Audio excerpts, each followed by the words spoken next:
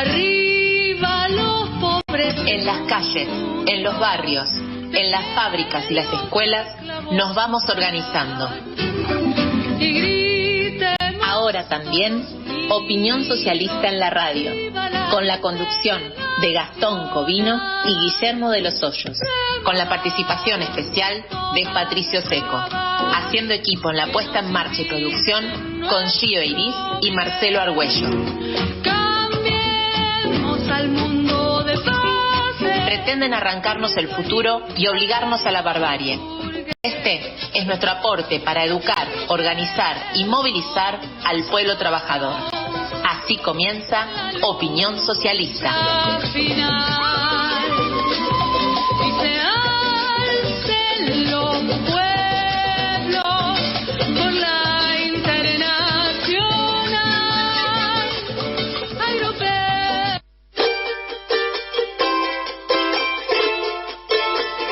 Hola, hola, hola, muy buenas noches amigos y amigas, ¿cómo andan? ¿Cómo les va?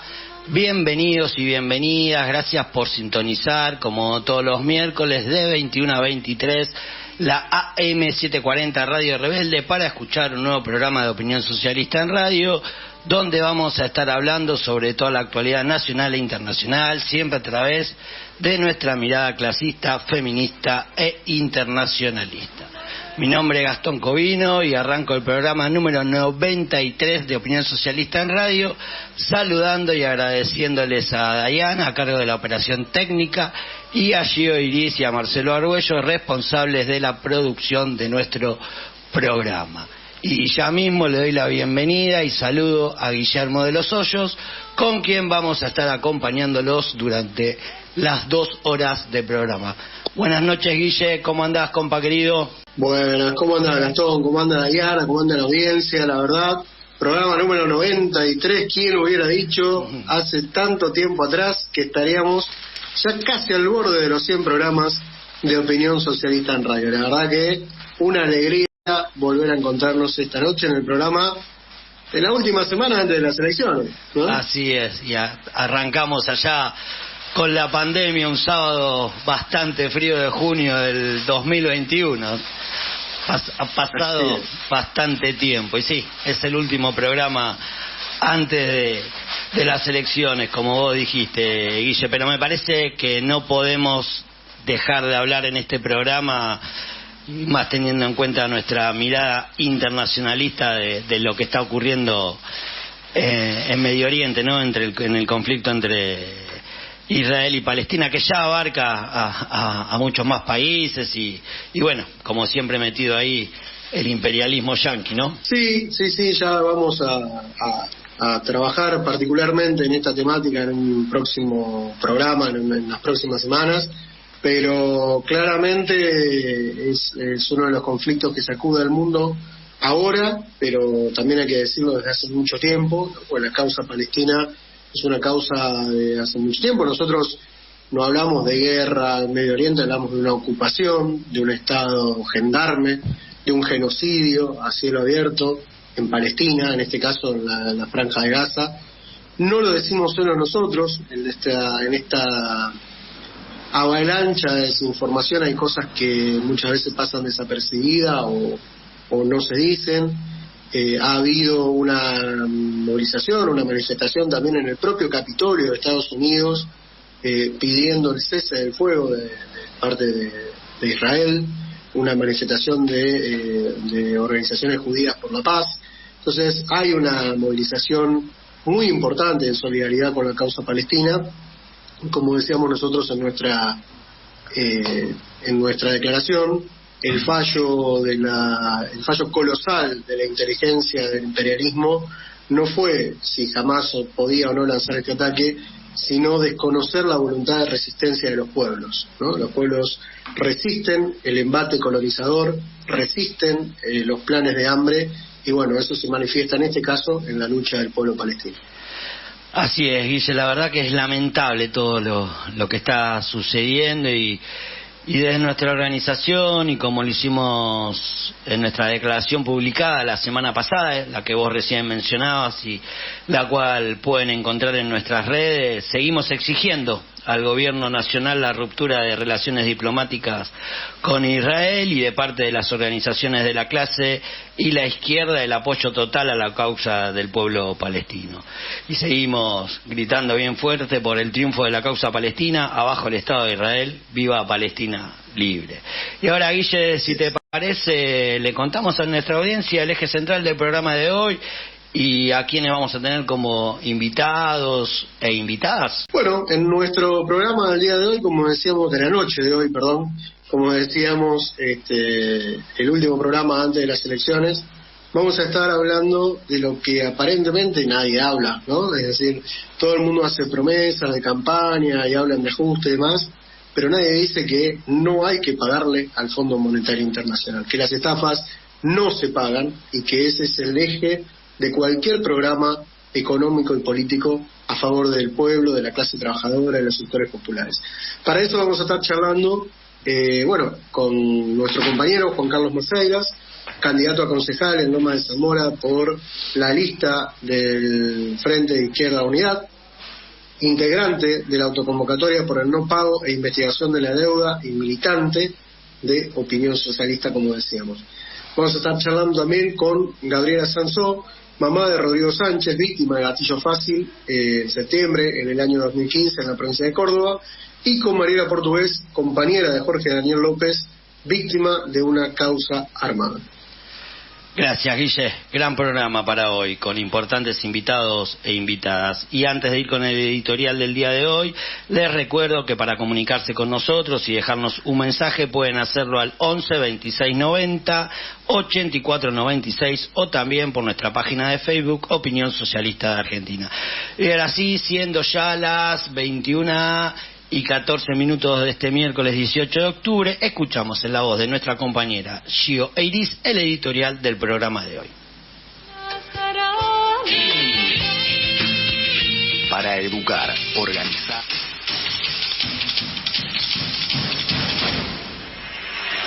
Programa de 14 puntos para salir de la crisis. 1. Suspensión inmediata del pago de la deuda pública con el FMI y con los bonistas privados. Investigación de su composición por una comisión independiente. 2. Nacionalización de la banca y el comercio exterior de granos y carne para evitar la fuga de divisas y garantizar la alimentación de la población con calidad y cantidad. 3. Nacionalización de los bienes comunes, petróleo, gas, litio, protección de humedales, glaciares, yungas, montes. 4. Recuperación de las empresas privatizadas, estatización de todos los aeropuertos, puertos y vías navegables, todo bajo control de las y los trabajadores, usuarios y comunidades afectadas. 5. Reforma impositiva integral, por un verdadero impuesto permanente a las grandes fortunas de individuos y empresas, congelamiento de precios y eliminación del IVA a todos los artículos de la canasta familiar. 6. Los fondos obtenidos con la aplicación de los primeros puntos permitirían financiar un aumento de presupuesto de salud y educación y un plan de construcción de 1 millón de viviendas y de reparación y construcción de hospitales, escuelas y caminos, generando puestos de empleo genuinos para más de 4 millones de trabajadores y trabajadoras. 7. Aumento general de salarios, jubilaciones y programas sociales. Salario mínimo vital y móvil igual a la canasta básica de 300.000 pesos. Reducción de las horas de trabajo sin reducción salarial. 8. Defensa de los derechos y los convenios laborales. Basta de tercerización y precarización laboral. Protección por ley de todos los puestos de trabajo. Expropiación sin pago y nacionalización de toda empresa que cierre o despida. 9. Fuera la injerencia del Estado en las organizaciones obreras. Libertad para formar sindicatos, elegir y ser elegido para terminar con la burocracia sindical. 10. Por un sistema de salud unificado estatal. Basta de la estafa de la salud privada y las obras sociales. 11. Por un sistema educativo único, estatal y gratuito, No a los subsidios a la educación privada. Presupuesto educativo igual al 15% del PBI. 12. Medidas efectivas de restricción a los varones violentos. Refugios para las mujeres en situación de violencia hasta tanto se les brinde una vivienda, trabajo, sueldo digno, atención jurídica y psicológica gratuita. Implementación efectiva de la IVE e ILE en todo el país junto con la ESI en las escuelas. 13. Control popular de la policía. Abajo las causas armadas y el gatillo fácil. Elección directa de los comisarios, jueces y fiscales. Desmantelamiento del sistema de inteligencia nacional. 14. Defensa incondicional de los derechos y libertades democráticas. Nunca más. Apertura de los archivos desde el 74 al 83. Juicio y cárcel común para todos los genocidas.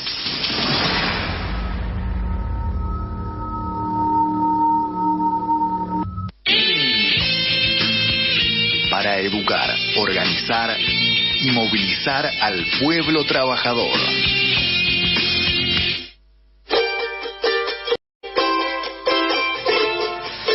Le aclaramos a la audiencia, a todos y a todas nuestras oyentes, que no se trata de un error, sino que hemos decidido, dada la importancia del mismo, reiterar el editorial de nuestro programa anterior con los 14 puntos para salir de la crisis que hemos presentado en nuestra clase. Y también te contamos que a lo largo del programa vamos a desarrollar algunos de los 14 puntos presentados junto a nuestro invitado en este caso e invitada. Y ahora, mientras nos preparamos para entrevistar a nuestro primer invitado, que ya se encuentra en el estudio junto a nosotros, vamos a una tanda y luego seguimos en Radio Rebelde por la AM 740 con más opinión socialista en radio. Mientras uno de los mayores lobistas en contra de la ley de humedales es ahora superministro, nuestros humedales están más indefensos que nunca. El gobierno anunció a través del COFEMA un nuevo proyecto que elimina al menos 25 artículos clave. De este modo, saldría una ley que limita la protección a estos ecosistemas, a la vez que busca engañar a la población con un proyecto que lejos se encuentra del presentado y consensuado por el pueblo, las organizaciones y la ciencia digna. Después de más de 10 años de lucha, debate, acciones y reclamos masivos, el gobierno sigue tratando de desproteger nuestros ecosistemas. Desprotegerlos para, en definitiva, seguir explotándolos, quemándolos, arrasándolos y devastándolos. Desprotegerlos ante los intereses de la megaminería, del agronegocio y de los emprendimientos inmobiliarios. Exigimos que se escuche al pueblo, no a las corporaciones, y que salga lo antes posible la verdadera ley de humedales.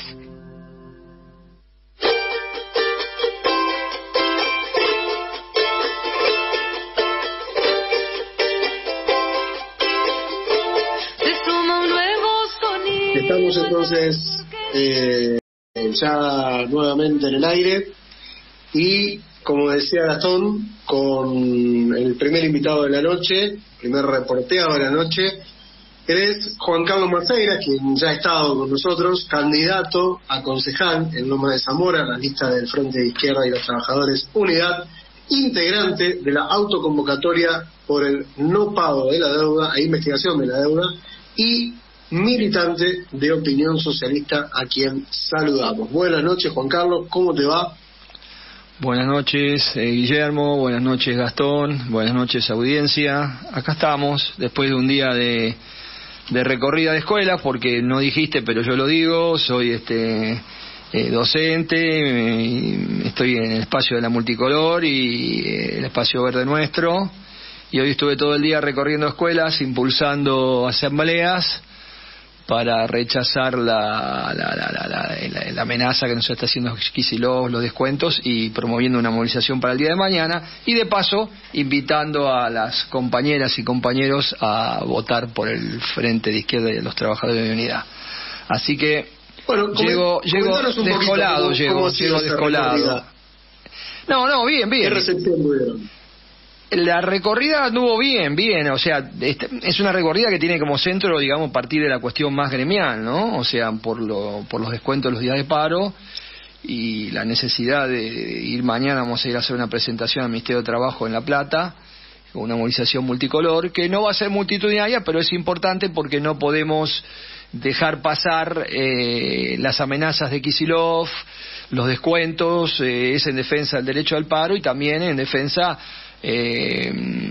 ante las amenazas de pasar falta injustificada, que para nosotros es muy grave porque puede traer problemas para la jubilación y una serie de dificultades, inclusive hasta para un suplente o provisional en X cantidad de tiempo de falta injustificada te pueden cesantear. Bueno, toda esta cuestión que es una amenaza todavía no se concreta, pero bueno, decidimos que no vamos a hacer como hace Baradel y la conducción del Frente de Unidad Docente, que llama a paros, más de una vez.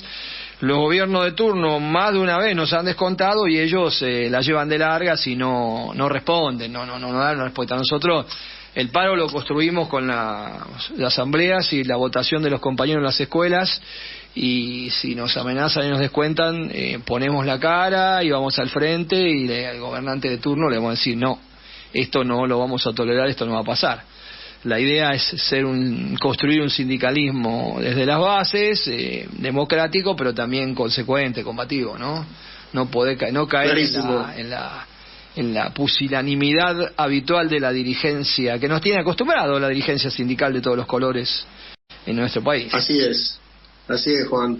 Y seguramente en esa recorrida y en esa charla con compañeras y compañeros, debe haber salido, como tanto, y hablaba de paros y movilizaciones, la charla sobre el tema de la inflación, ¿no? Totalmente. Este flagelo que nos ataca todos los días. Bueno, ¿qué te parece a vos que se puede hacer para defenderse precisamente de ese flagelo? Sí, la charla salía de una, porque inclusive hoy se reunió el Frente de Unidad Docente bonaerense a las 11, a las 12 Kicillof atendió a los de ATE, a la cúpula de ATE de provincia, y a las 13 atendió a los judiciales. A todos los escuchó, no sabemos qué pidieron porque no tienen mandato para pedir nada, pidieron una actualización, dicen, según los trascendidos, y que el gobierno quedó en escuchar y analizar. Entonces, con las compañeras, yo en el turno tarde, porque en la mañana todavía no sabíamos, decían, bueno, pero ¿qué hay? Me preguntaban, bueno, ¿qué sabe qué hay? Mirá, no hay nada, no tenemos nada concreto.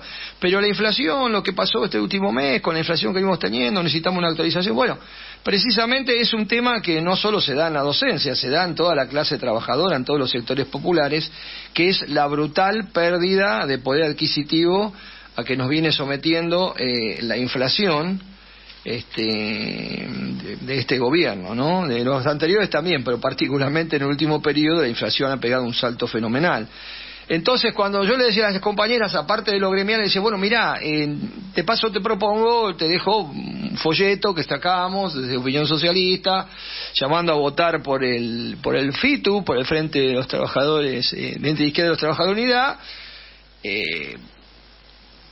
Queremos defender el salario, o sea, votar a defender el salario, porque una de las cuestiones fundamentales es que tenemos que votar, que queremos defender el salario, las jubilaciones, los programas sociales, y lo queremos defender con el voto y con la lucha. Pero el voto también tiene que ser una expresión de lucha, y por lo tanto es una manera de expresar, el voto por el FITU es una manera de expresar esto, o sea, la clase trabajadora se tiene que defender. Por eso nosotros en nuestro programa, en el punto número 7, planteamos que son propuestas para salir de la crisis ante la emergencia, ¿no? Un aumento general de salarios, jubilaciones y programas sociales, salario mínimo vital y móvil igual a la canasta básica de 300.000 y la reducción de las horas de trabajo sin reducción salarial. Esto es muy importante, muy importante porque es un verdadero ataque brutal que viene recibiendo la clase trabajadora y nosotros tenemos que plantarnos frente a eso. Yo recuerdo cuando fue un momento también de una inflación muy grande, traigo a memoria el famoso Rodrigazo, porque es un ejemplo muy interesante, porque en ese momento, en la época de Isabel Perón, me fui muy para atrás, pero vale la pena ver el ejemplo.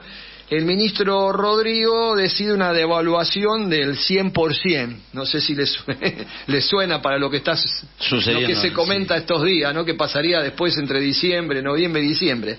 Gane el que gane. Que es lo que dice Massa, que le pidió el fondo que hiciera después de las PASO, y él solo accedió a un 22, o sea, accedió, devaluó él, no el fondo. Él le hace caso al jefe. Pero en ese momento, ante esa situación de deterioro salarial, venía habiendo una oleada de lucha en todo el país, con epicentro en el conurbano bonaerense, con el surgimiento de coordinadoras interfabriles que empezaron a embretar y a superar y a desbordar las direcciones sindicales. Empezaron a salir paros por gremio, por fábricas, por zona, y termina todo eso obligando, cuando el ministro Rodrigo, con López Rega e Isabel, tiran el plan de ajuste y la devaluación del 100%, el desborde de las bases hace que las conducciones sindicales de la CGT de la época, de los distintos gremios, la UOM, el ESMATE y todo, empiezan a firmar convenios salariales de aumento que iban entre el 80 y el 120 y 130%, lo cual de hecho significaba que se equiparaba, y en algunos casos hasta se superaba el brutal ataque devaluatorio. Eso fue respaldado e impuesto por el proceso de luchas que termina en la huelga general de 48 horas, con la caída y la renuncia de Rodrigo y la anulación del Rodrigazo, o sea, de la devaluación. De todas maneras, los gremios quedaron con aumentos salariales importantes y se hicieron ajustes, etcétera, pero a mí me parece que es un ejemplo muy importante que hay que rescatar de la memoria histórica, porque los trabajadores tenemos ante la inflación, lo primero que tiene que hacer la clase trabajadora y el pueblo es defender su salario. No hay cosa más importante que defender el poder adquisitivo. Y eso se defiende con luchas, se defiende en las calles, se defiende desbordando las cúpulas sindicales que lamentablemente están todas en no hacer nada, en ahogar las luchas obreras y populares, en apoyar al gobierno que devalúa. Y me parece que es fundamental tenerlo en cuenta, y es una propuesta que hacemos desde Opinión Socialista. Es una propuesta que la plantea el FITU, pero desde Opinión Socialista subrayamos este aspecto, le damos una importancia muy grande, ¿no? Como medidas complementarias, por ejemplo, o sea, el ajuste tiene que ser mensual, porque estamos planteando un salario mínimo vital y móvil de 300.000, que escribimos en nuestro programa, que no sé ya si nos quedamos cortos, porque esa era la canasta básica de hace un mes y medio atrás. Capaz que ahora tiene que ser 3.50, no sé, hay que ver cuánto es la última canasta básica, va de la mano de eso, y plantea el ajuste mensual por arriba de la inflación, inclusive con un par de puntos encima de la inflación, porque lo que nos está pasando, por ejemplo, en los docentes bonaerenses, es que este año nos van actualizando, antes no, pero este año nos van actualizando acorde al aumento inflacionario, pero a posteriori. Entonces, cuando llegamos, ya la nueva inflación, y después el nuevo aumento viene a los 40 días, a los 45, entonces nosotros estamos planteando en nuestro programa, el planteamiento es que tiene que ser mensual el ajuste, y tiene que ser un par de puntos arriba de la inflación, porque tenés que prever la inflación del mes en curso. Y otras medidas fundamentales, como son las multas y las sanciones, llegando a la expropiación, con control de los trabajadores de todas las empresas que trabajan en negro, que no respetan que no respetan el mínimo vital y móvil, que están con salarios de miseria, porque hay que terminar con la tercerización y la precarización, que también son estos trabajadores los que más sienten la inflación.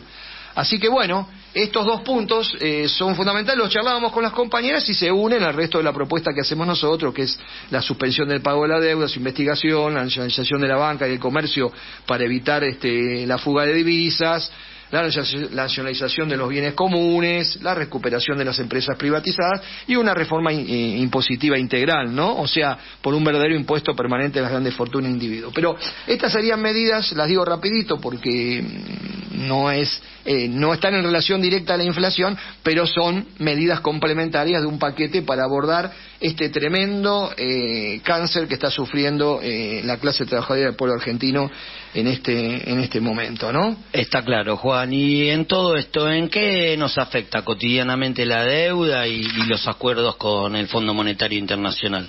Bueno, este es otro planteamiento también que estamos... no sé si estoy hablando muy rápido, No, porque yo tengo el defecto de hablar ligero. Estás perfecto, lo único que enfocale bien al micrófono, Bien. porque a veces se pierde un poquito el sonido, pero venís bárbaro. Bien, bien. No, nosotros hoy también fue un día muy intenso.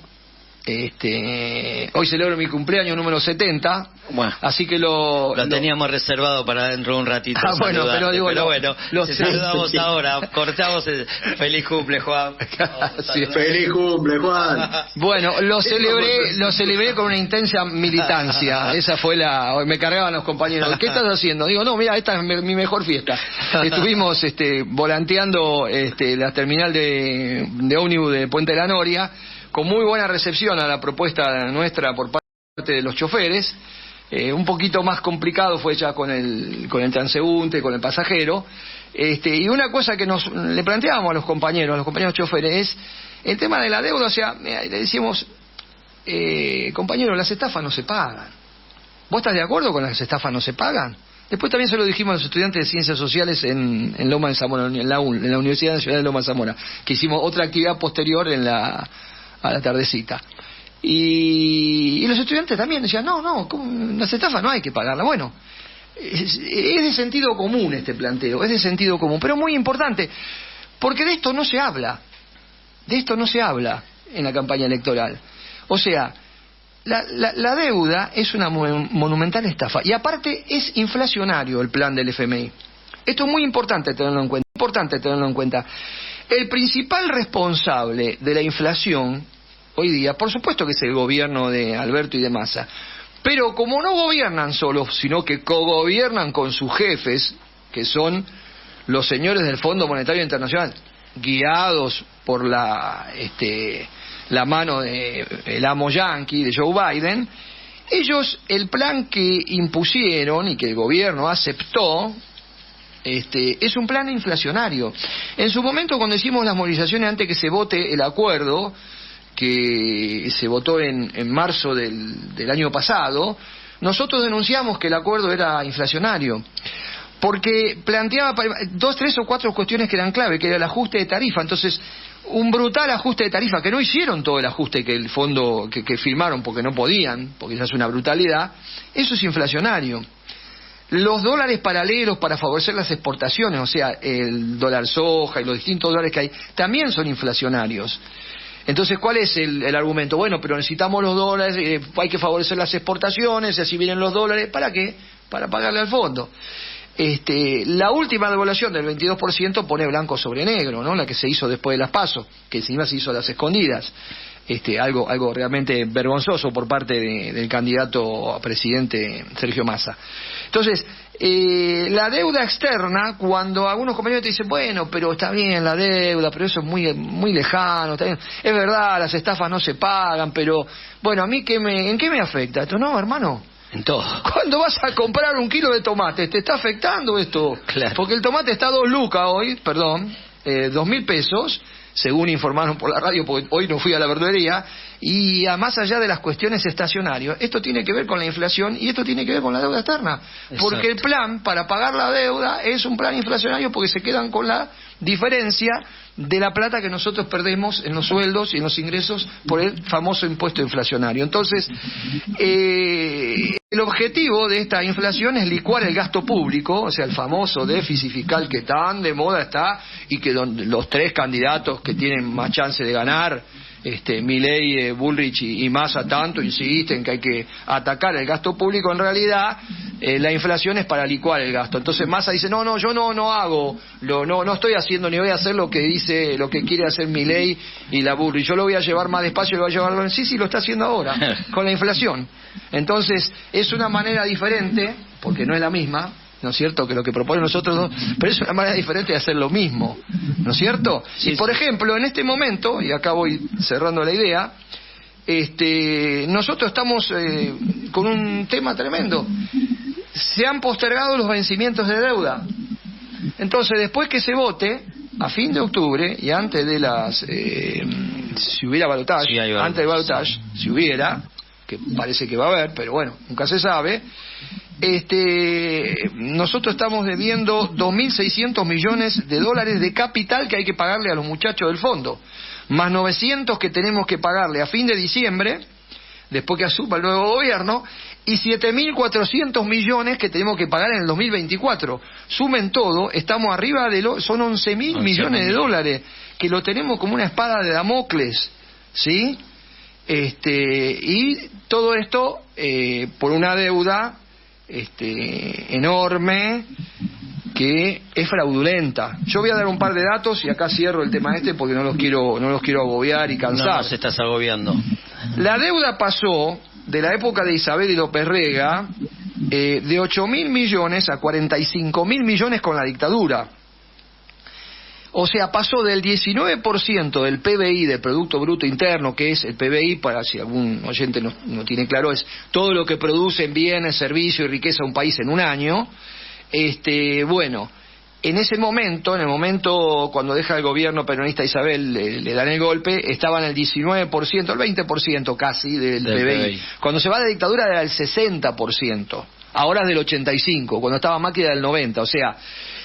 Y hubo un fallo del juez Ballesteros que analizó, porque ¿de dónde sacamos nosotros, que se nos ocurre a nosotros, a los loquitos de opinión socialista, de Frente de Izquierda, decir que la deuda es una estafa, que es fraudulenta? No.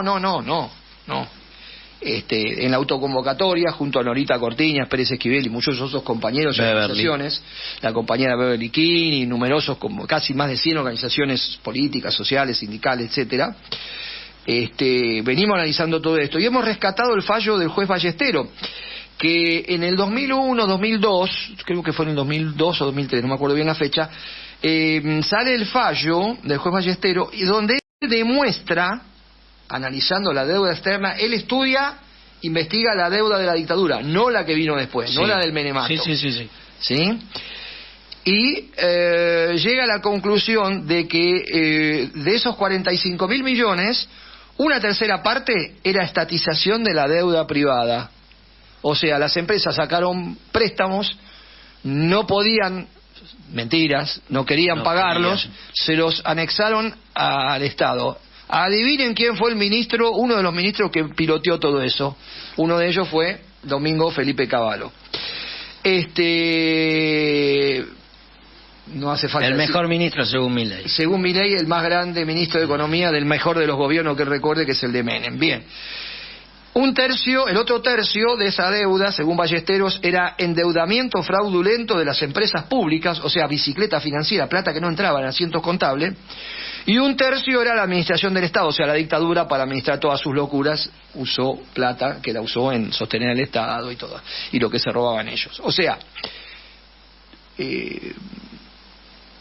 fraudulento, ilegal de todo punto de vista, ilegítima y odiosa. Total, exacto. ¿Qué hizo el juez Ballesteros?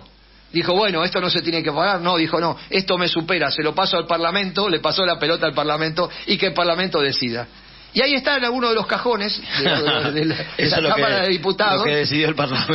Sí, eso es lo que decidió el Parlamento, ¿no es cierto? El asunto que pasó después de todo esto, de la dictadura, pasó el Plan Austral de Zurril y Alfonsín, vino la hiper de esa época, después vino el Plan Brady. Yo no sé si ustedes recuerdan, el Plan Brady era reestructurar la deuda con Menem, que nos la recompraba, nos daban nuevos plazos, se achicaba un poquito, había algunas quitas, y eso fue precedido por el Plan Bonex, que Massa acusa a Milei de querer hacer un Plan Bonex, que es cuando Herman González congeló los depósitos y los plazos fijos de todos los ahorristas y les dio un bono al año 99, estábamos en el año 91, o sea, se vendía después en el mercado negro al 30%, eso.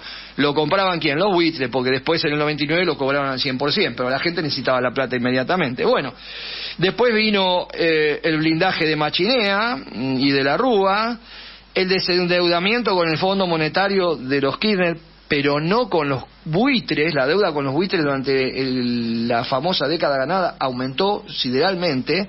Lo que achicaron fue la deuda con el FMI. Esa es la gran media verdad, y una media verdad, decía mi abuelita, que era escondía una mentira, ¿no? Del famoso desendeudamiento. Luego vino, el acuerdo de Macri, de los 45.000 millones que se usaron para fugar la plata al extranjero, y por último la ruinosa renegociación de Alberto Fernández y Guzmán.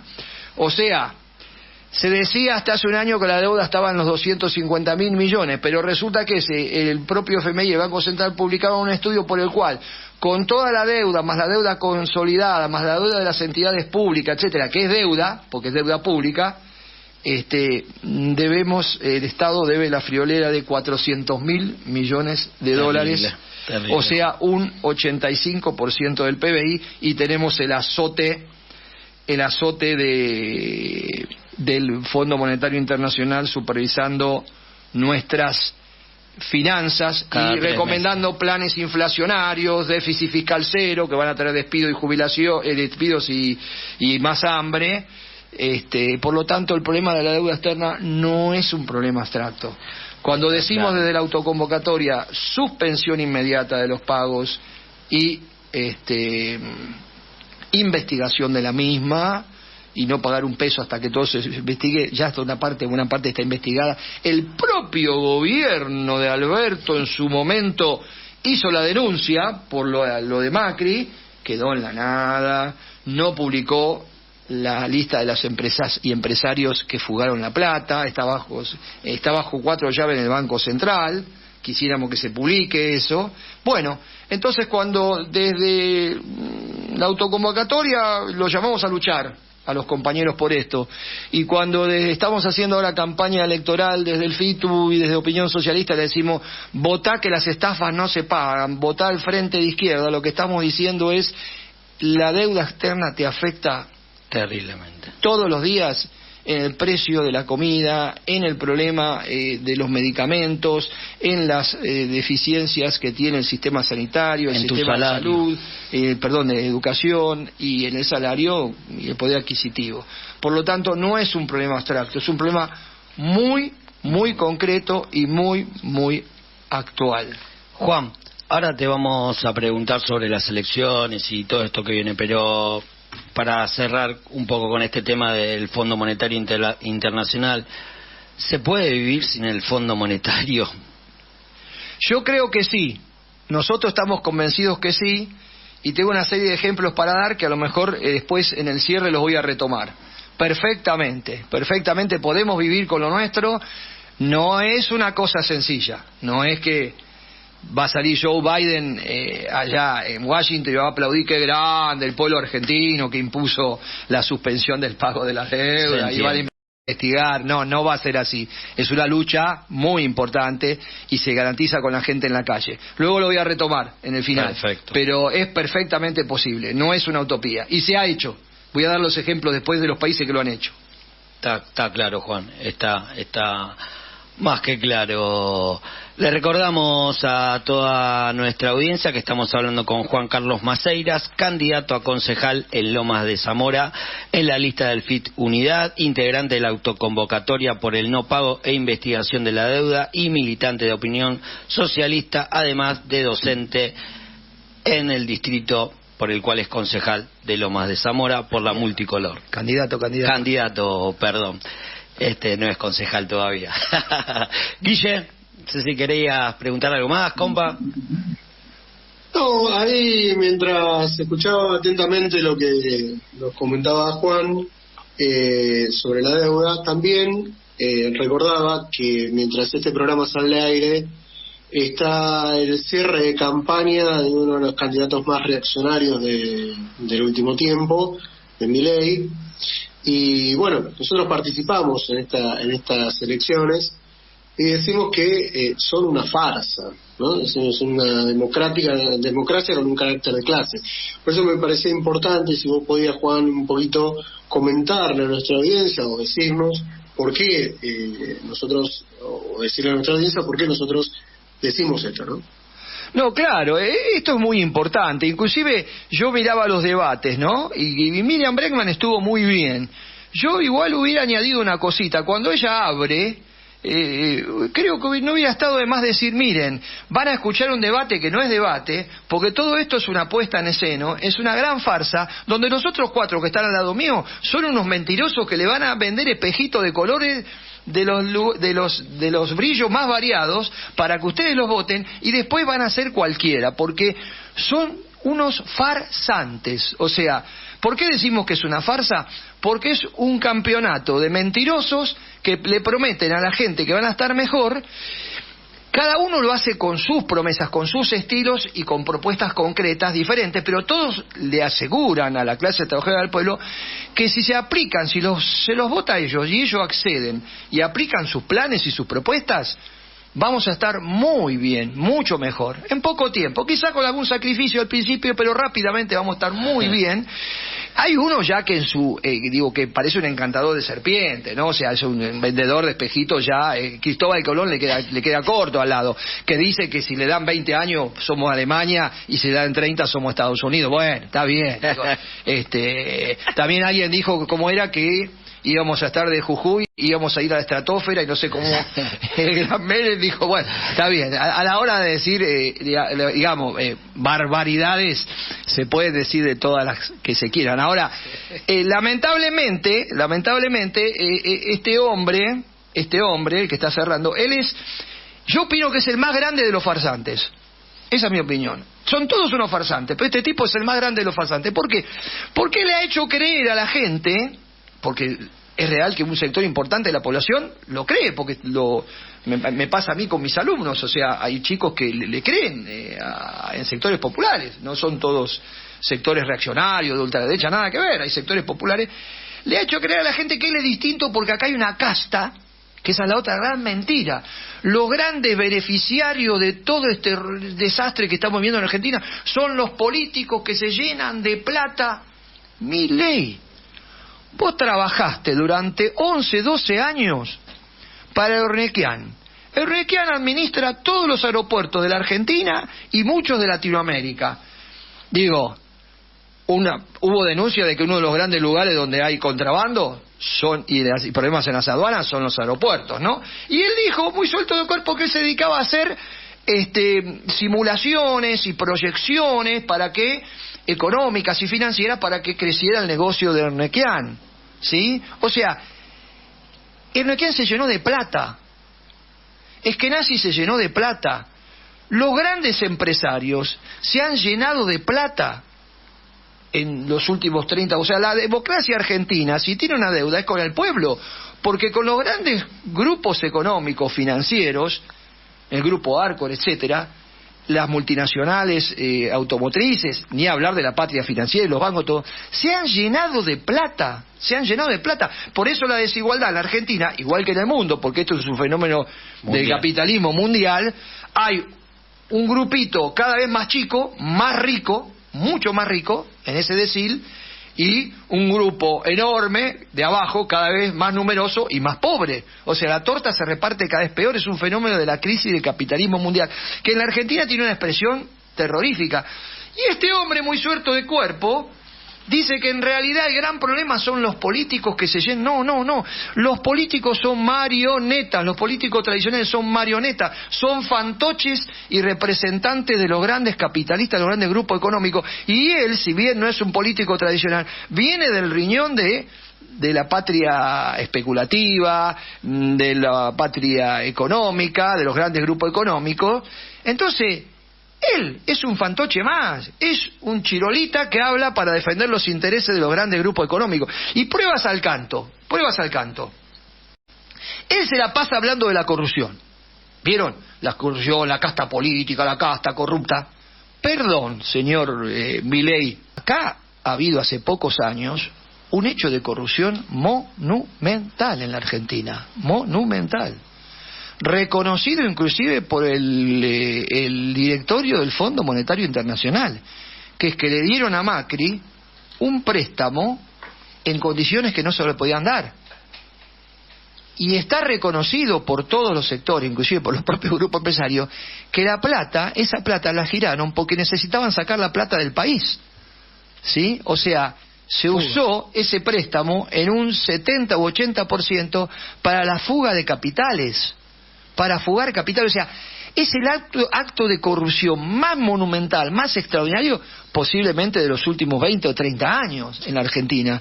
Y ese brutal acto de corrupción no merece por parte de Milei, ni tampoco de Massa, ni tampoco de Patricia Bullrich, la menor mención.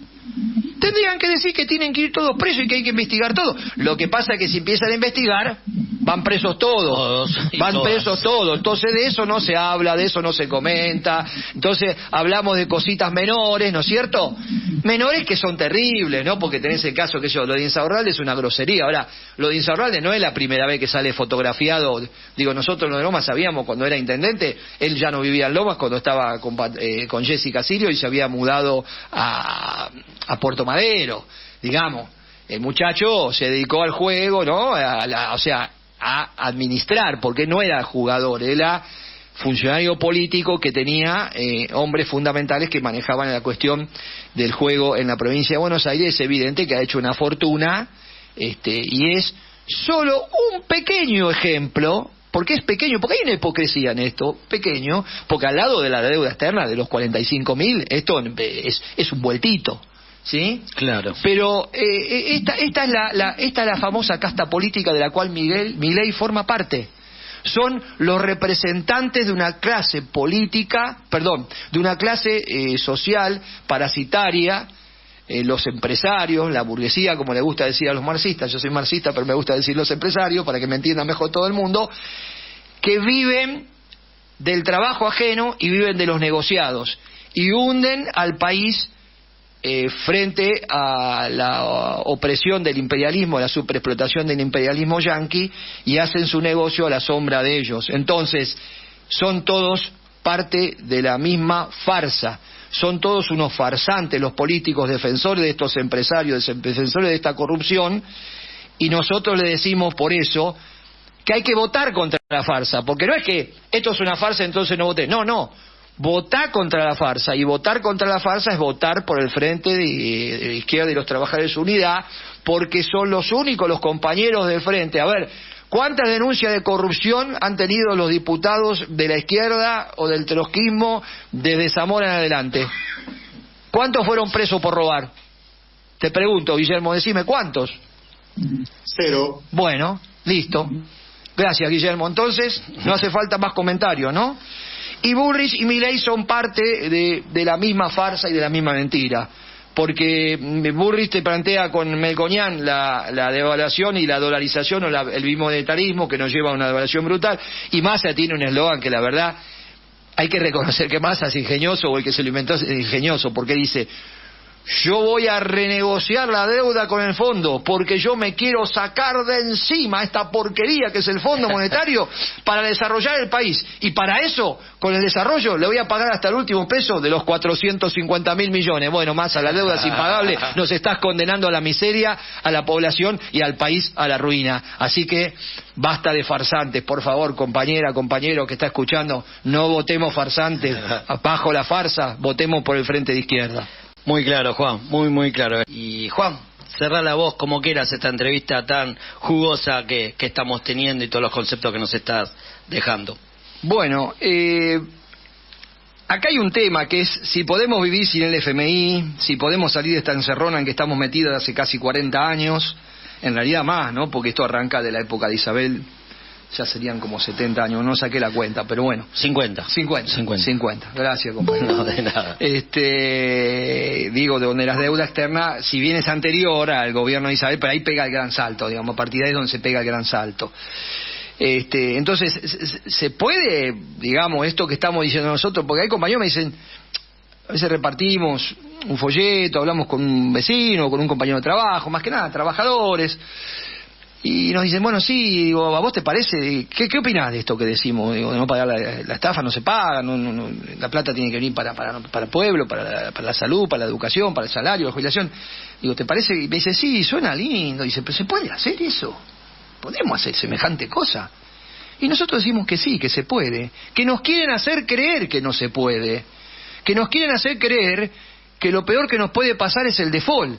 Y yo les aclaro, que nunca lo dicen porque lo esconden, que el mejor momento de los últimos, del 2000 para acá, 2001 para acá, que el 2001, la rebelión popular impuso la suspensión del pago de la deuda, y ese default, de hecho, fue una de las cuestiones que gravitó enormemente para que se recuperara buena parte del salario en la primera etapa del gobierno de Néstor Kirchner, que no se pagaba, recién se empezó a pagar en el 2005, y solo una parte, ¿sí? Sí. Que se pagaba el Fondo Monetario, y después se siguió renegociando con los buitres, entonces, y se le pagó mucho después. Entonces, miren ustedes cuántos años tuvimos sin pagar. Tuvimos casi 4 años sin pagar. Y eso permitió un resurgimiento de la industria nacional, permitió una recuperación del salario, permitió que los hospitales y las escuelas empezaran a funcionar mejor, ¿no? Y eso, acompañado del boom de los precios de las commodities y las exportaciones, generó la famosa década ganada, que en realidad no se aprovechó para romper con las cadenas de sumisión con el imperialismo, sino para que se llenen de plata los Eskenazi, los Arcor y la banca financiera, y nosotros tengamos, el pueblo trabajador, algunas migajas, un resultado positivo en mejora del poder salarial, pero no una solución definitiva. Al tiempo volvimos otra vez a caer nuevamente en la inflación, a caer nuevamente bajo las garras del Fondo Monetario. Y hay ejemplos en la historia que dice que se puede, Gastón, aunque no sé si vos los conocés. Uno es el de México, está bien, fue muy antiguo, ¿no? Fue en 1862, uno decía, bueno, pero Juan Carlos, vos te vas... Bueno, son ejemplos. Son ejemplos. México no le pagó la deuda a Francia, Francia le invadió, México resistió y no le pagó. En Costa Rica en 1919 no le pagó la deuda a Inglaterra porque la consideró extorsiva y se la tuvo que fumar. Inglaterra fue después de la guerra, Inglaterra después de la primera guerra golpeada. El Tratado de Versalles, si bien le impuso unos impuestos terroríficos a Alemania, condonó deudas externas después de la Primera Guerra Mundial. La Revolución Rusa, está bien, fue una revolución, bueno, pero no pagó la deuda externa, y con eso permitieron, durante todo un periodo, les permitió recuperar el salario, construir una industria, hacer un país que, bueno, después la degeneración del estalinismo llevó todo eso a la ruina, pero tuvieron 20 o 30 años de un desarrollo económico fenomenal. Entonces, yo digo, necesitamos una epopeya emancipadora. Eso es lo que... Entonces cuando la gente dice, pero vos qué te pensás, que sos el San Martín, digo, no, yo no soy el San Martín, lo que yo digo es que necesitamos una epopeya emancipadora, ¿sí? Y voy a leer algo, que lo traje acá para leerle a los radioescuchas, así se dice radioescucha. Oyente, radioescucha, la audiencia. La audiencia, todo vale, ¿no? Todo vale, son todos sí. Sinónimos. Bien, estoy aprendiendo cosas nuevas. Nosotros también. Escuchen bien, y después voy a decir quién firma esto, ¿eh? A ver si adivinan. Los ricos y los terratenientes se niegan a luchar. No quieren mandar a sus hijos a la batalla. Me dicen que enviarán 3 sirvientes por cada hijo, solo para no tener que pagar las multas. Dicen que a ellos no les importa seguir siendo una colonia. Ya en esa época teníamos ese problema. Al gran capital no le interesaba, a la clase dominante. Sus hijos quedan en sus casas, gordos y cómodos.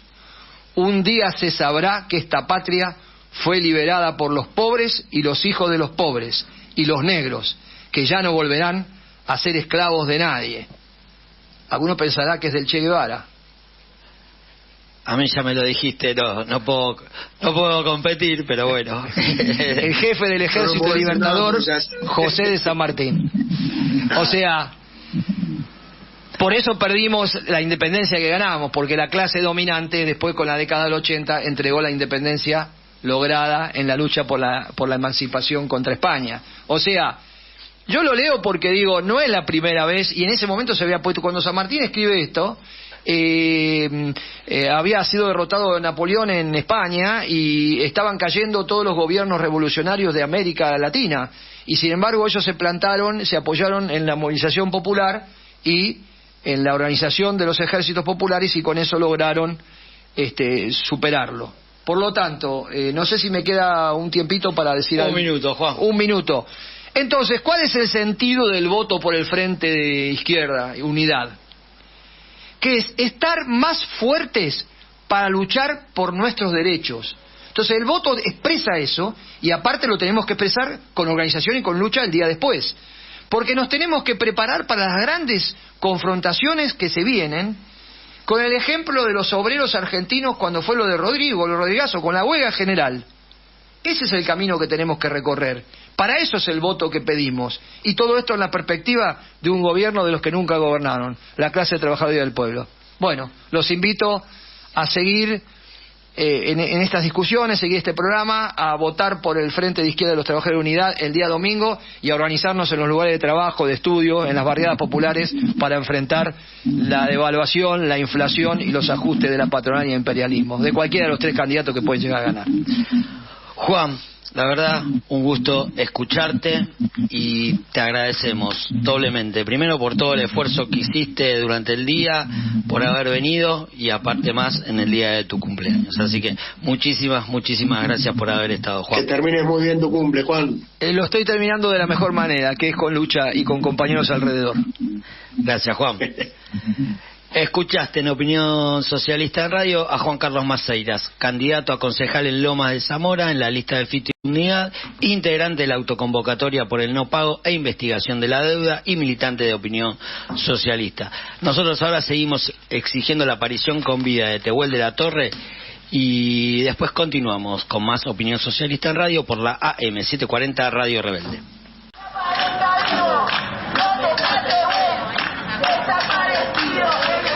¿Dónde está Tehuel? ¿Dónde está Tehuel? Desde Opinión Socialista nos preguntamos ¿dónde está Tehuel? Y exigimos su aparición con vida ya. ¿Dónde está Tehuel?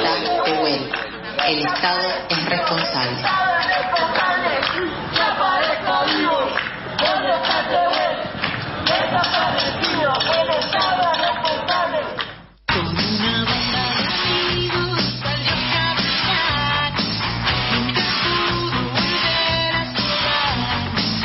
El Estado utiliza todos los días su aparato represivo contra la clase trabajadora y el pueblo empobrecido. Nuestra respuesta la organizamos en las calles.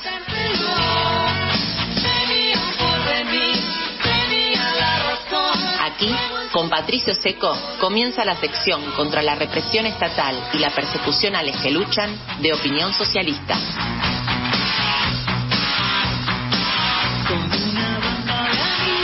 ...14 pasaron de las 22 horas de este miércoles 18 de octubre... ...continuamos en Opinión Socialista en Radio... ...y ahora vamos a dar comienzo a la columna contra la represión estatal... ...y para eso vamos a darle la bienvenida al responsable de la misma...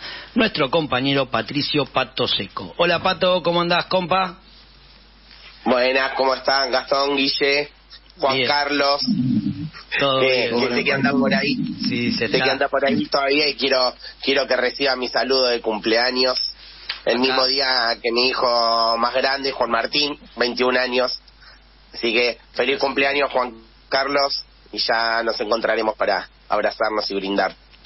Te está saludando por... Te agradezco de corazón, Pato, te retribuyo el abrazo. Ahí está, Patito, lo enganchaste justo, ya se estaba yendo después del terrible día que tuvo. Y bueno, Pato, tenemos una columna muy cargada hoy.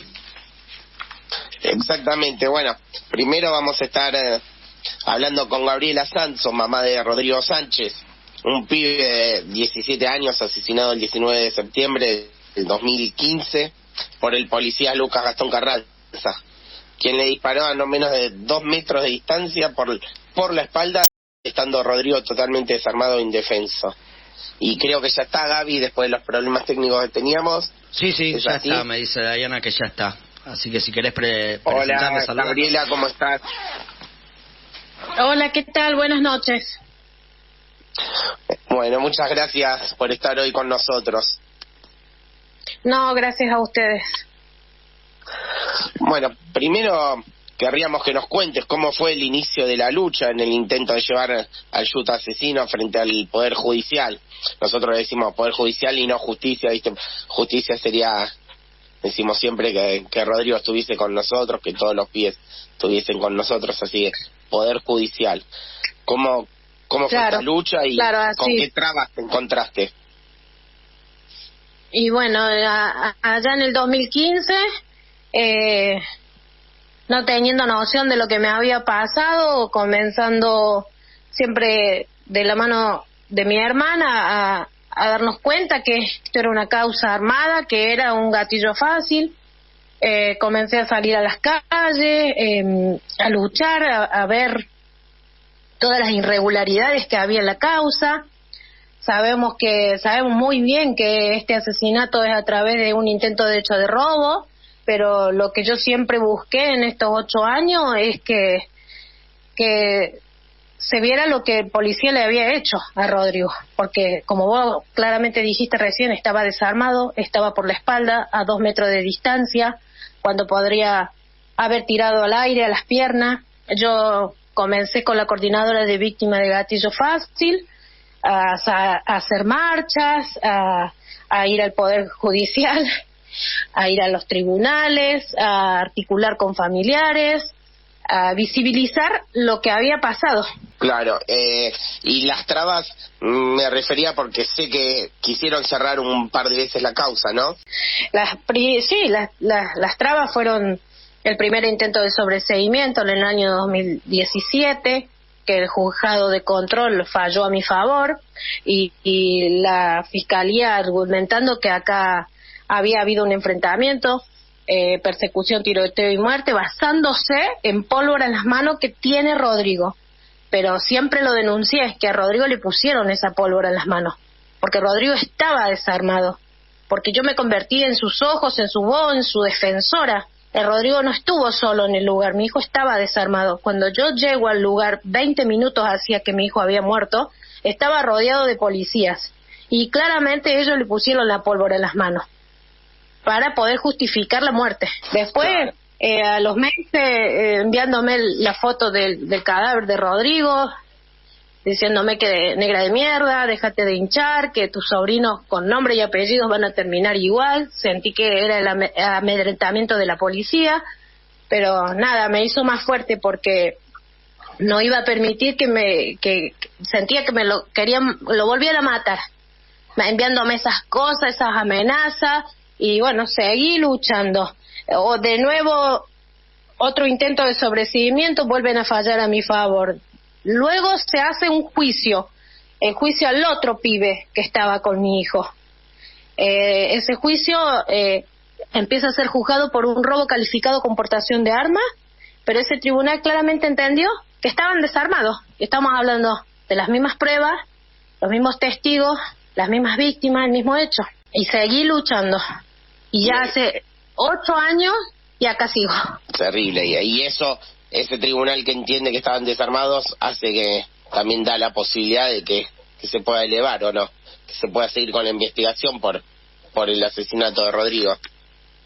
No, porque cuando yo me dirigí a la Fiscalía 46 a cargo de la fiscal Jorgelina Gutiérrez, diciéndole lo que acababa de pasar en ese juicio, ella me dijo que no se iba a basar en ninguna otra causa, en ningún otro juicio, sino que ella se basaba en la pólvora que mi hijo tenía en las manos. Eso no hizo que la causa se elevara a juicio. La causa se eleva a juicio el año pasado, a fin de año, pero yo, por tener que encadenarme 9 horas en la puerta de tribunales a exigir que la causa se moviera.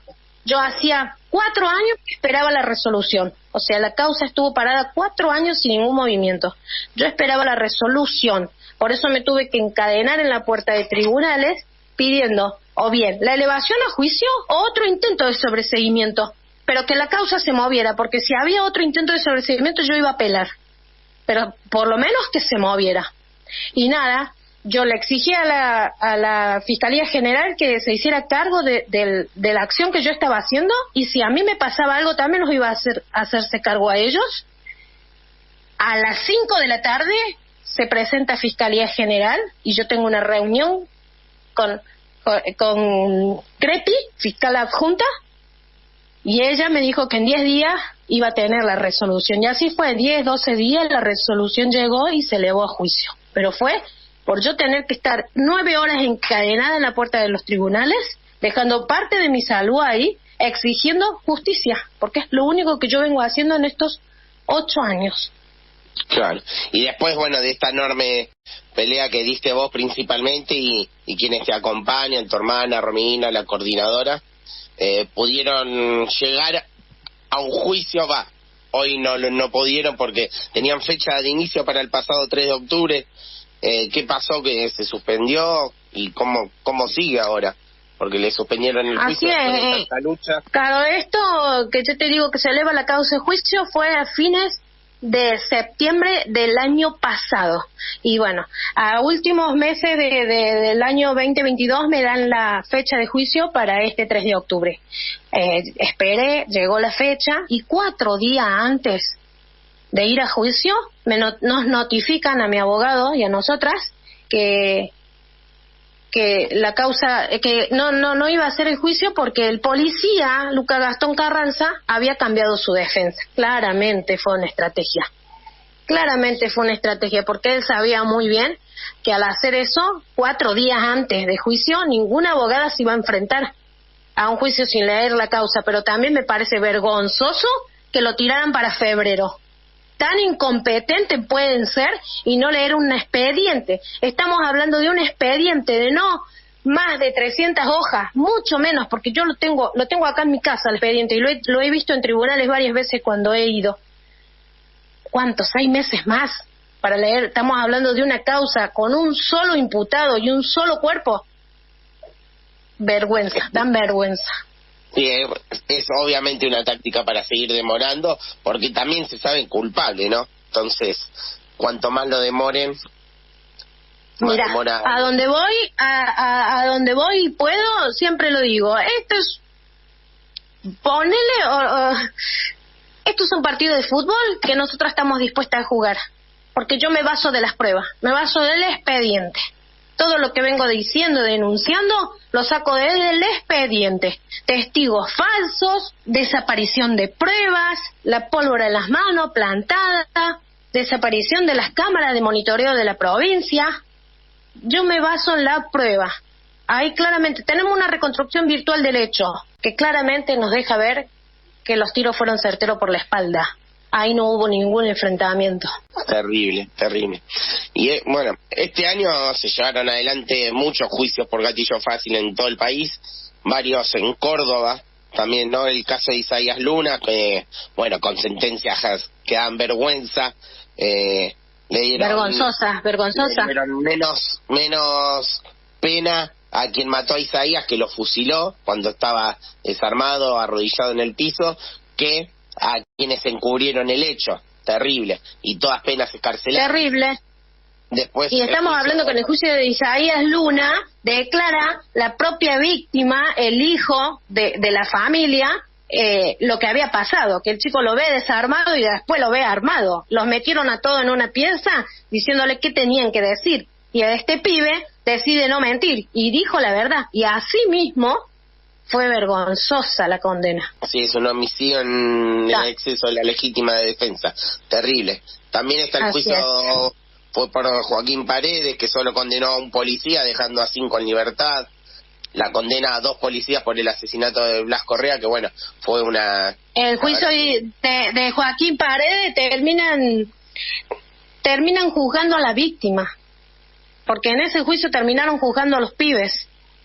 Y es como yo siento que quieren hacer con Rodrigo, porque a donde yo he ido solamente se habla del intento de robo, del vidrio roto, pero no sé, la investigación que hubo en la causa de Rodrigo fue vergonzosa, porque ellos investigaban un vidrio roto y no veían un muerto que tenían en los pies, y ese muerto era mi hijo.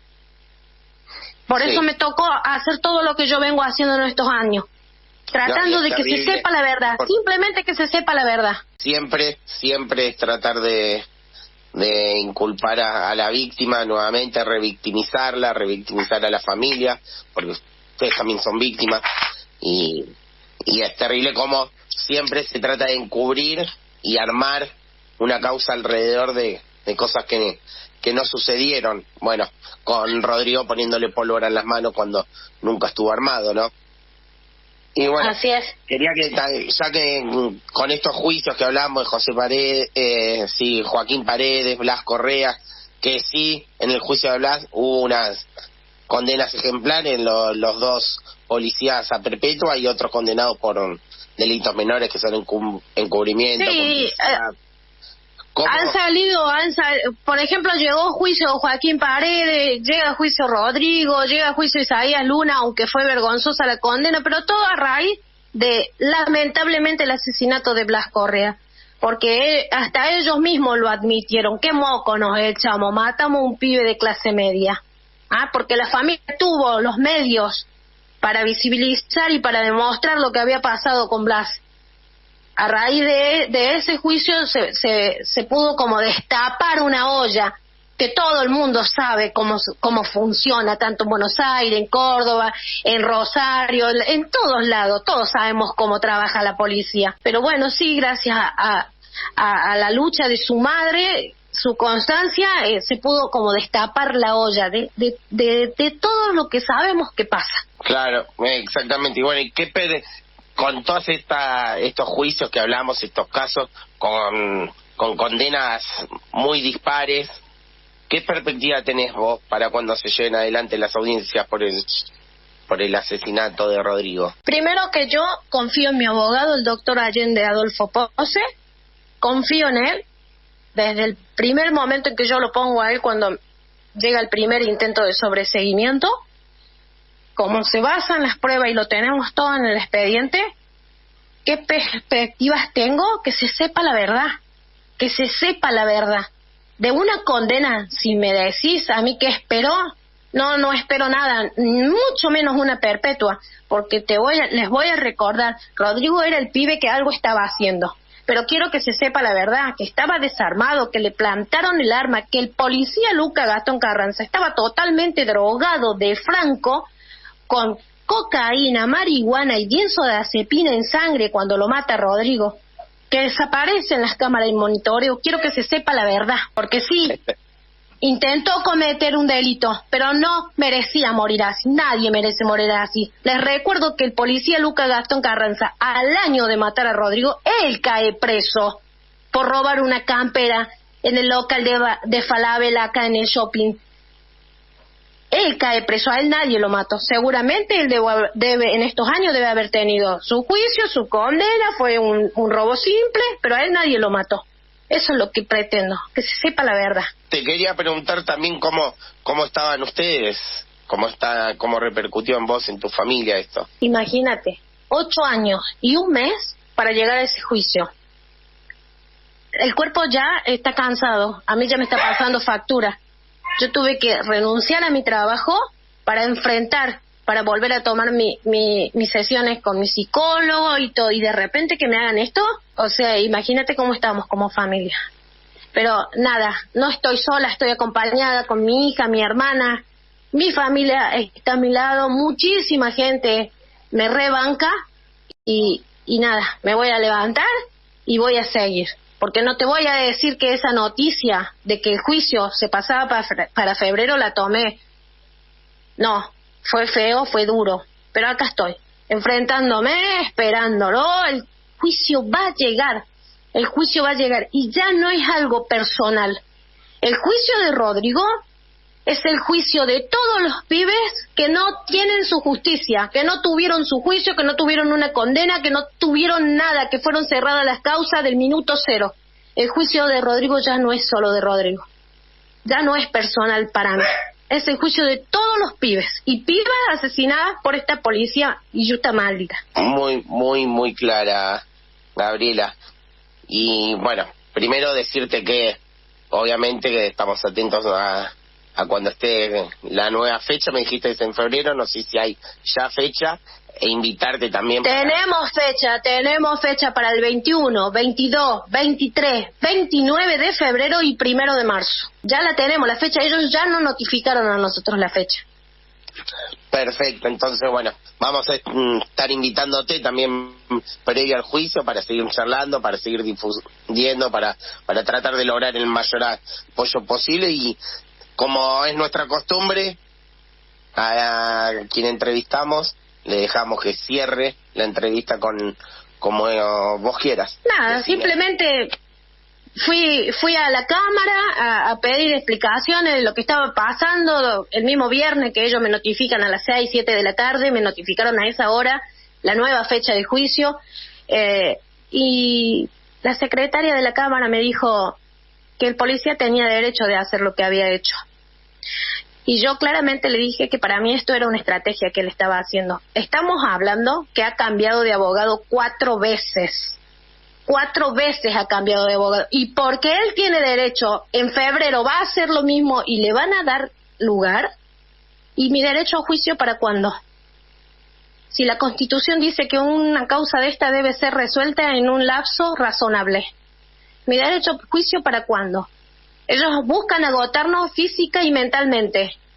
Pero el amor de madre que tengo no me hace bajar los brazos. Voy a seguir hasta febrero y voy a seguir hasta que Dios diga basta. Porque ya te repito, ya no es solamente Rodrigo. Acá estamos hablando de un montón de causas que quedan en la nada. Y esto es algo que a mí me dejó mi hijo, luchar. Aunque sea para, lamentablemente cuando vuelven a pasar estas cosas, poder dirigirme, poder hablar con la familia, poder aconsejarle a un abogado, poder a decirles que rápido se pongan de querellantes, poder ayudar, aunque sea con un consejo. Voy a seguir adelante. Rodrigo no estaba solo. Rodrigo tenía su madre, su hermana, su familia. Y acá sigo de pie. Eso no. Bueno. Y muy agradecida siempre con todos ustedes que me dan la oportunidad de visibilizar lo que acá ha pasado. Siempre este espacio va a estar disponible para vos y para quien así lo necesite. Te agradezco muchísimo que te hayas tomado el tiempo, que hayas compartido estas palabras con nosotros y bueno, atentos a lo que haga falta. Sí, decirte que no sé si te llegó la foto en el último encuentro nacional antirrepresivo por los derechos humanos que se organizó desde el Encuentro Memoria, Verdad y Justicia. Se hizo una foto de solidaridad. Yo me enteré ahí de la suspensión del juicio, estaba esperándolo y bueno, sí, muchísima gente lo estábamos esperando, muchísima gente, porque gracias a Dios no estamos solas. La fuerza contagia fuerza y esto lo convertimos en lucha. Muchas gracias, Gabriela, muchas gracias y bueno, estamos hablando también cuando lo necesiten. Bueno, perfecto, muchísimas gracias a ustedes. Gracias, buenas noches.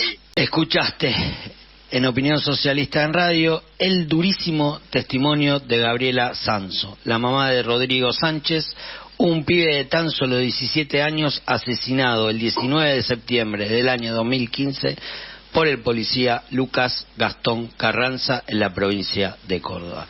Desde acá seguimos exigiendo justicia por Rodrigo y vamos a acompañar el juicio en febrero.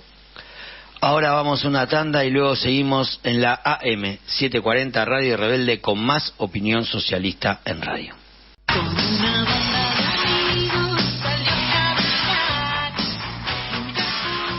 38 minutos pasaron de las 22 horas de este miércoles 18 de octubre.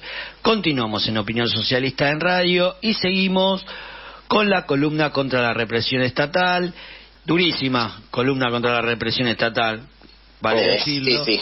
Y muy fuerte. Terrible. ¿Y con quién vamos a estar charlando en esta segunda parte? Bueno, hoy vamos a estar nuevamente con Mariela Portugués, la compañera de Jorge Daniel López, una víctima de causa armada, que ya estuvimos charlando con ella en el programa un par de oportunidades, pero nos parecía fundamental hacerlo nuevamente. Y como vos siempre decís, se acerca el juicio y el 25 de octubre, o sea, el próximo miércoles, vamos a estar todos en La Plata acompañándola a ella y su familia y a Jorge, obviamente. Ya estamos con Mariela, ¿no? ¿Cómo estás, Mariela? Sí, ya está. Hola, compas. Hola, buenas noches a todos. Hola, ¿cómo te va, Mariela? ¿Cómo estás? Bueno, de nuevo por acá, pero nos parecía en realidad fundamental que esté esto, en charlar un poquito, ya que se viene el juicio y charlar un poco de lo que estuvimos también haciendo. Tuve el agrado de participar en el estreno, en la proyección de un corto documental que hizo compañero Chango Rivero, documentalista, sobre la lucha por la libertad de Jorge. Sí, Cumpa, bueno, para los compañeros que no me conocen, yo soy Mariela Portugués, compañera de Jorge López, víctima de una causa armada. Jorge López se encuentra detenido hace 2 años y 6 meses en el penal de Olmo, acusado de un robo que fue en La Plata. Bueno, nosotros hace 2 años y medio ya que venimos peleando, ¿no?, por la libertad de Jorge, venimos exigiendo su libertad y nunca hemos sido escuchados. Ahora ya estamos a una semana del juicio, ¿no?, donde esperamos y creemos que vamos a conseguir la libertad y vamos con todo. Sí, como lo contaba el compañero Pato, el compañero Changuito Cañero hizo un corto documental, ¿no?, donde refleja la lucha que venimos llevando no solo por Jorge López, sino por otros compañeros también que son víctimas de una causa armada, ¿no? Como sabemos, no es uno solo, son muchísimos pibes hoy lo que están presos, pagando algo que no hicieron. Y nada, está muy bueno el documental, lo pudimos proyectar con los compañeros del Movimiento Torres y también con los compañeros de Darío y Maxi Santillán. Estuvimos ahí proyectándolo el día jueves. Está en YouTube el documental, se llama, lo pueden buscar como Changuito Cañero Cine y se llama Libre lo llevaron, Libertad para Jorge Daniel López. La verdad que muy recomendable, fueron las 2 proyecciones, la primera fue el jueves pasado en el local, como dijiste, el Movimiento Torre en San Justo, que estuvo impecable, con muchos compañeros y compañeras en dolor, donde pudimos también sacar un poquito afuera, ¿no?, lo que venía pasando. Y después la otra, que se dio la proyección en el MTD Lanús, en Roca Negra, con los compañeros y compañeras, que se armó un lindo intercambio después de la misma proyección. ¿Querés contarnos un poco de eso? Sí, Cumpa. Bueno, sí, se pudo dar una buena charla, un buen debate, ¿no? Porque siempre digo, ¿no?, que nosotros, digamos, como familia, intentamos llevar la causa a la mayoría de las organizaciones, ¿no?, para poder difundir y sepan lo que nos pasó y que no siga pasando, ¿no? Y bueno, se dio una charla muy interesante, ¿no?, ya que acá digamos, donde está el Roca Negra es Monte Chingolo, el Lanús, y donde realmente la policía se maneja terriblemente, ¿no? Y ahí los compañeros también podían contar lo que vivían día a día con la policía, ¿no?, lo que les hacían. Por ejemplo, un compañero contó que el fin de semana pasado había un par de pibes, ¿no?, que toda la semana laburan y justamente el sábado se sentaron en una esquina, estaban fumando un porro, tomándose una birra, vino la policía y los metió en cana. Se los llevaron, fueron la familia y le pidieron 500.000 pesos por cada pibe y la familia andaba como loca vendiendo todo porque si no le armaban una causa. La verdad que es terrible, es indignante, por eso siempre es contar, ¿no?, lo que nos pasó y tener conocimiento y saber cómo defendernos ante esto, porque la verdad no me sorprende porque sé lo que es la policía, pero hay mucha gente que por ahí no sabe que esto pasa, ¿no? Sigue creyendo que la policía es buena y te cuida. Lo que es la policía, el poder judicial, ¿no?, que siempre decimos que avala todo lo que dice la policía, un fiscal cuando tienen que investigar no investiga nada, sino que firma la investigación de la policía y ya está, y cree todo. Y así le iban a armar una causa a estos pibes, terrible, 500.000 pesos a cada uno. Hoy lo piensa uno que nos pasa y ¿qué hacemos? ¿Tenemos que salir eso a vender todo? Es un desastre. Claro. Una pregunta, Mariela, te quería hacer, que el otro día estábamos ahí conversando con Pato sobre la causa armada de Jorge. ¿Qué hay? ¿Cómo es esto que la justicia le ofreció, la injusticia, mejor dicho, le ofreció a Jorge una condena para que se haga cargo, digamos una condena menor para que se haga cargo pero como que quedaba culpable? ¿Qué hay? Claro. ¿Cómo es esto? Un abreviado. Un abreviado, ahí está, no me salía la palabra. Bueno, aquí la fiscal Graciela Rivero a Jorge le ofrece, en el mes de mayo, le ofrece una probation, que significa que Jorge saldría inmediatamente en libertad haciendo tareas comunitarias y quedaría sin antecedentes. Es lo primero que ofrece la fiscal. Sí. Nosotros aceptamos eso porque obviamente nosotros venimos peleando por la libertad, ¿no? Y el tema es sacarlo ya de donde él está. Cuando se designa la audiencia donde Jorge saldría en libertad, la fiscal se presenta y dice que fue un error, que no corresponde por la carátula que tiene López. O sea, una jugada terrible, ¿no? Burlarse de la familia, de mis hijos que estaban todos ilusionados que por fin su papá iba a estar en casa. Sí. Y como podemos esperar, el juez avaló esto, porque lo que ella hizo está mal, ¿no? Él avaló. Dijo que no, que la fiscal se había equivocado cuando estaba fundamentado porque ella le daba la probation. Bueno, pasó eso y ahora que ya estamos a una semana, ya por semana la fiscal Graciela Rivero se contacta con la defensa de Jorge y ofrece que Jorge se haga cargo del hecho y le ofrece que firme por 4 años. Obviamente Jorge dice que no. A la semana siguiente se vuelve a comunicar diciendo que le ofrece a Jorge 3 años y 8 meses. Decimos que no. Sí. Y ahora, justamente el jueves, vuelve a llamar cuando estábamos ahí en el San Justo, reproduciendo el documental, vuelve a llamar la fiscal ofreciéndole a Jorge 3 años y 6 meses y que se haga cargo del hecho.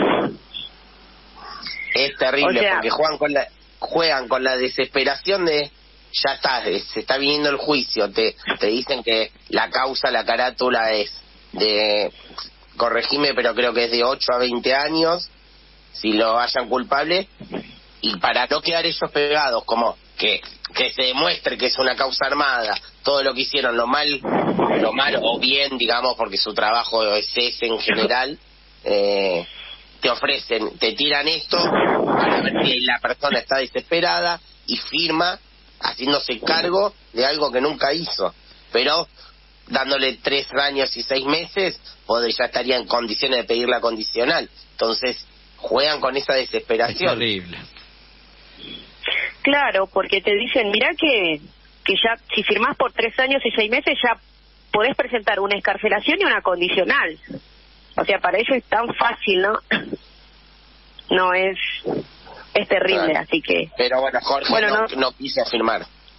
No aceptas ese cargo de obviamente algo que no hizo, y aparte ya jugaron con nosotros, ¿no? Ya, o sea, que ¿cómo podría? O sea, le está ofreciendo algo que no corresponde de igual manera, porque a Jorge no le corresponde firmar un abreviado por 3 años y 6 meses, pero ellos tienen el poder de que sí corresponda, ¿no? Claro. Como decía Pato, juegan y vos exactamente, misma, ¿no? juegan con la... Sí, totalmente, sí, juegan esto. La desesperación de la familia, de Jorge, que está hace más de 2 años y medio en un penal, de tuya, de tus hijos, la verdad que es increíble. La vez pasada te preguntaba, Mariela, y te vuelvo a repetir la misma pregunta. ¿Cómo está Jorge en estos momentos? En estos momentos Jorge está bastante tranquilo, ¿no? Él sabe todo lo que estamos haciendo por él, confía en la defensa, y es como que también está preparado, ¿no? Porque cuando justamente le ofrecen esto, obviamente yo lo hablo con él, ¿no? Él está adentro y él va a decidir. Y él automáticamente me dijo, yo no voy a firmar, yo no me voy a hacer cargo. Una sola vez acepté hacer esto, lo de la probation, tarea comunitaria, pero porque a mí me daban la libertad. Ya llevo 2 años y 6 meses acá adentro, viví millones de cosas. Y yo ahora tener que hacerme cargo, quedarme 1 año más preso acá, no. Voy a todo o nada. Así que nada, la verdad que para mí fue muy fuerte también escucharlo y ver la fuerza que él tiene, ¿no? Porque a veces yo siento que no puedo más y sigo, y verlo a él tan fuerte me llena de emoción y la verdad es que me dan más ganas de seguir y luchar con más fuerza contra esto, porque es como que, porque ellos tienen el poder, porque es la justicia, la fiscal, los jueces, pueden pasar por encima de un trabajador, ¿no? Claro, o sea, como que no vales nada, te dan esa sensación, ¿no? Como, no sé, así lo siento yo, pero nada, yo elijo seguir al igual que él y luchar.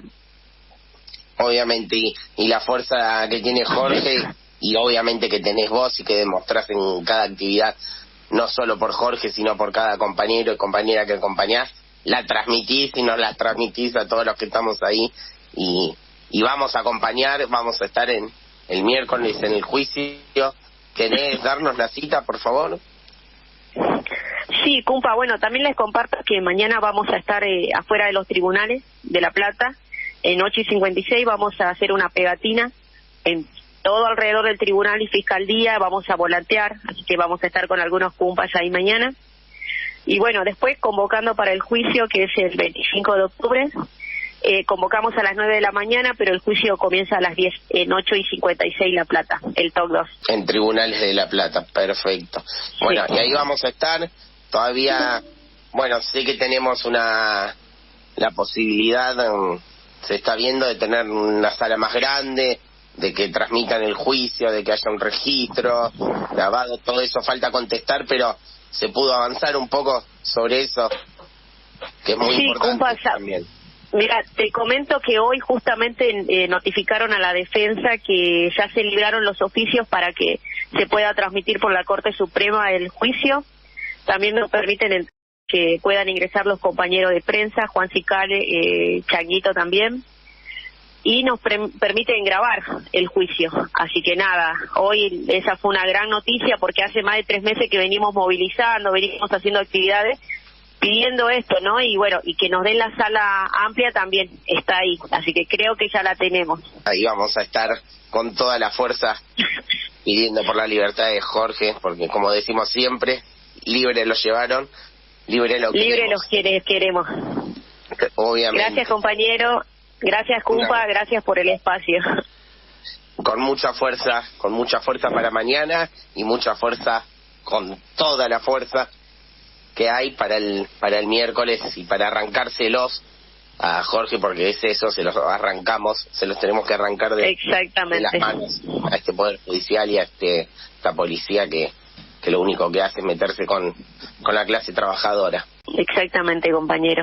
Gracias a todos y buenas noches. Gracias, Mariela. Acá mandan un saludo de la familia Iris, de Gio, también nuestra compañera, y bueno, quería que nos pidió que te transmitamos eso, saludo y toda la fuerza. Muchas gracias y saludos para todos también ahí. Gracias, Mariela. Hasta luego, Cumpa. Nos vemos en la calle. Gracias a ustedes.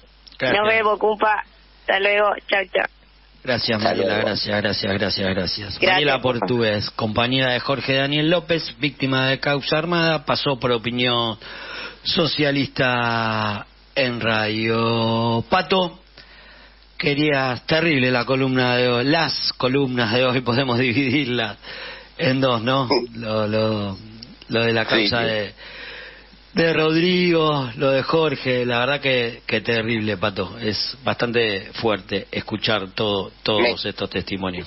Me quedo con algo de lo que dijo también Gabriela, la mamá de Rodrigo, que bueno, no lo resaltamos, pero también es importante cómo los análisis que le hicieron al policía asesino, que dio que tenía todos los estupefacientes que podía tener en sangre, y eso debería también ser un agravante, debería tenerse en cuenta, muy importante. Recordemos también en el caso de Facu Ferreira en Tucumán, el nene de 12 años, que le disparó también por atrás, en la misma situación del oficial, que también dio positivo en cocaína. Y bueno, es una realidad con la que nos encontramos, la fuerza de seguridad con un arma en mano. Y en esas condiciones, bueno, lo dijo también Gabriela, el tema de que no estaba en servicio en ese momento el oficial asesino. Eso también es algo que venimos levantando de muchos lados, organizaciones también antirrepresivas, el tema de sacarle a las fuerzas que no están en servicio el estado policial. No pueden tener un arma si no están en servicio. Eso es fundamental. Pasó con una sola fuerza, que la PSA, la Policía de Seguridad Aeroportuaria, y desde que está eso, no tienen un solo caso de gatillo fácil. No digo que se va a acabar, ojo, porque sabemos que lo que es y que lo que son las fuerzas, pero es muy importante que no tengan un arma todo el tiempo en la mano. Lo ideal.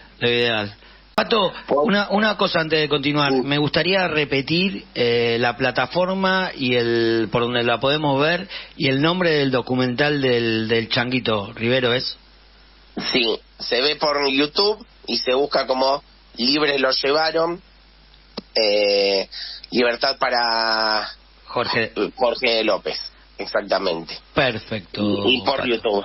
Perfecto. Es un corto documental, dura 20 minutos, la verdad que muy interesante y se ve y refleja las luchas que se vienen llevando adelante por Jorge, pero también refleja una actividad por la libertad de Oscar Vega que se logró ya el año pasado, hace unos días, hace un poco se cumplió un año de la libertad, así que nada. Perfecto. Es muy interesante para verlo. Pato, para cerrar la columna, ¿querías agregar algo más, compa? Sí, no, quería comentarles, mañana varias organizaciones hacen una movilización a la Embajada de Palestina en Riobamba 981 en Cava, a la que el Encuentro Memoria, Verdad y Justicia también adhiere y llama a acompañar.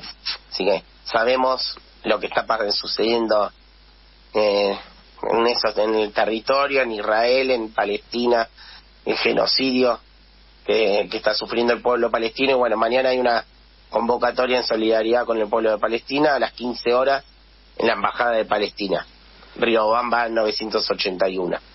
Perfecto, Pato. Guille, ¿algo que quieras decir antes de despedirnos, compa?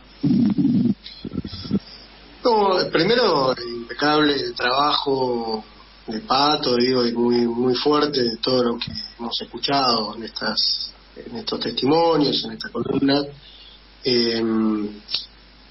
Pero quiero salir un poquito del tema y volver un poquito a lo que fue el origen de este programa, o mejor dicho, el inicio de este programa, el título, y señalarles que estamos a pocas horas de las elecciones presidenciales. Como lo mencionábamos con Juan Carlos, estamos llamando a votar al Frente de Izquierda Unidad, integramos las listas y hacemos además un llamado a las compañeras y los compañeros de los distintos lugares a que se sumen a la fiscalización de Opinión Socialista, que se sumen al trabajo en conjunto de Opinión Socialista para fortalecer el voto al Frente de Izquierda y los Trabajadores Unidad, porque es uno de los puntos fundamentales en este momento, en este cortísimo plazo de aquí al domingo, que tenemos que usar para fortalecer la organización de la clase, para fortalecer la organización del pueblo empobrecido y precisamente poder tonificar un punto de vista clasista de cara a estas opciones de ajuste y represión que nos ofrece el régimen y la farsa de las elecciones. Así que bueno, eso, simplemente. Tremendo programa, compas, hemos realizado. Así que Guille, Pato, se nos está terminando. Los saludos, compas queridos. Bueno, un abrazo. Nos vemos el miércoles que viene y ojalá con la libertad de Jorge ya sentenciada y bueno, arriba los que luchan. Así es, Pato. Hicimos Opinión Socialista en radio, Dayana en la operación técnica, Gio Iris y Marcelo Argüello en la producción y Guillermo de los Hoyos, Patricio Seco y Gastón Covino en la conducción. Gracias a todos y a todas las que están del otro lado por escucharnos y hacernos el aguante. Nos reencontramos el próximo miércoles con más Opinión Socialista en radio y acordate siempre, son 30.000, no fue una guerra y fue un genocidio. Chau. Las voces, las ideas, las acciones de la clase obrera y de los movimientos populares estuvieron en Opinión Socialista. Nos encontramos el miércoles que viene a las 9 de la noche por AM740 Radio Rebelde. Nos vemos en las calles.